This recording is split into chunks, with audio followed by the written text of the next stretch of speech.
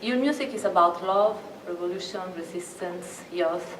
But what you want to tell to the world by using your music? I mean, which is the message you want to send? I mean, we touch on a lot of things with our music, but really it's always just about the music, to be very honest. When we write about politics or resistance or any of the other things that you mentioned, it's always just because it's something that we're thinking about at the time. There's no really one big message past that. It's really just about the music and trying to do that.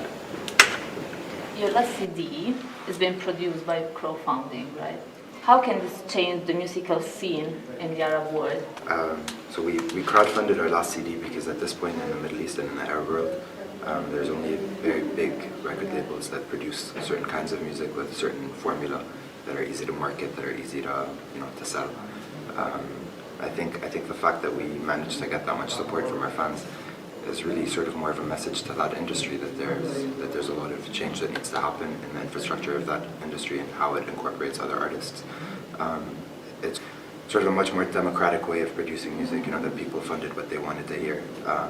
And obviously that the industry hasn't really been getting it right for there to have been that many people that wanted to listen to something else, for there to be that many people that don't want to listen to what they're producing. So I mean, it's a message more for artists or for industries? I think it's a message for both. I think on one hand it encourages a lot of artists to pursue what they want to do. I know a lot of people in the Middle East are always a bit scared about trying to make music or art that doesn't really fit into a certain category or a certain accepted kind of cultural production. I mean, at least what I've heard from some people is that it's encouraged them to try to do the same thing. And we saw that afterwards. A lot of people were starting to crowdfund their own projects, and it wasn't really just about art and music and film. It was also about broader stuff like even product design. So I think it's been good in that sense, and it's a message to all the parties that are involved with that, including the audience, including consumers, including.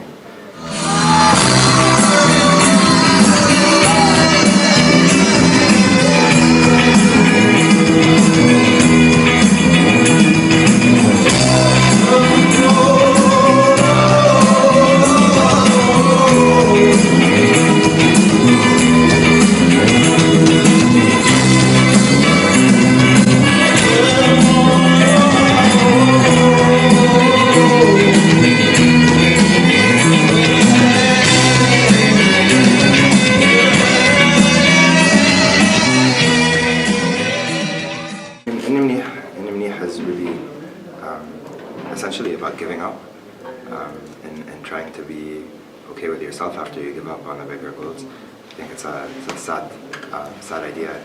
I see a lot of people that are doing that, but at the same time, a lot of people do the exact opposite and continue to sort of fight for their goals. Can the message of your music reach its aim in spite of linguistic barrier? I don't think we can choose English.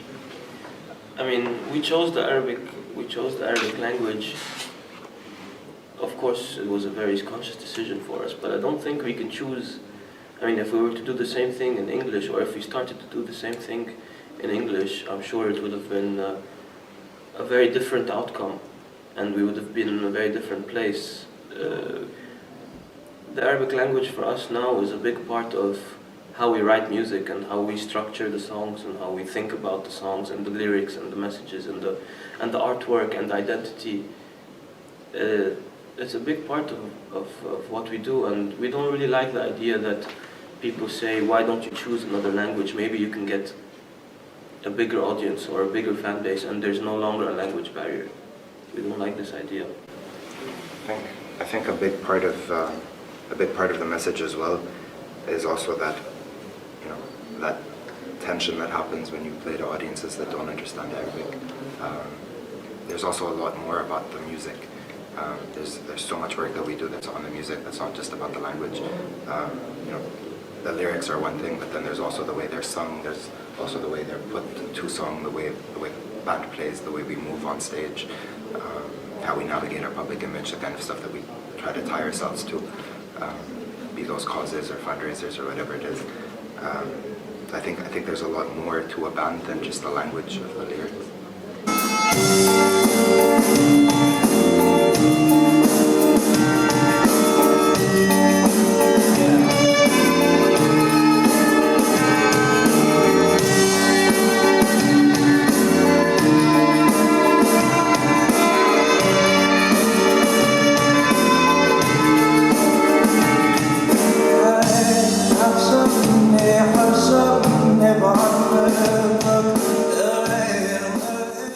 Mashrou Leila, okay, nice project.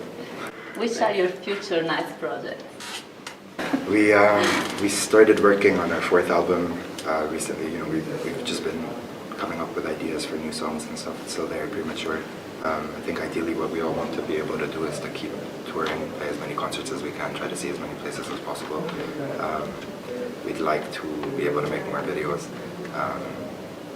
No, I mean, ideally the goal for now is to just keep on doing more of what we've been doing at a higher intensity with better quality, with better, you know, we just want to get better at what we're doing. Yeah. Until we're the best, and then retire in a few years.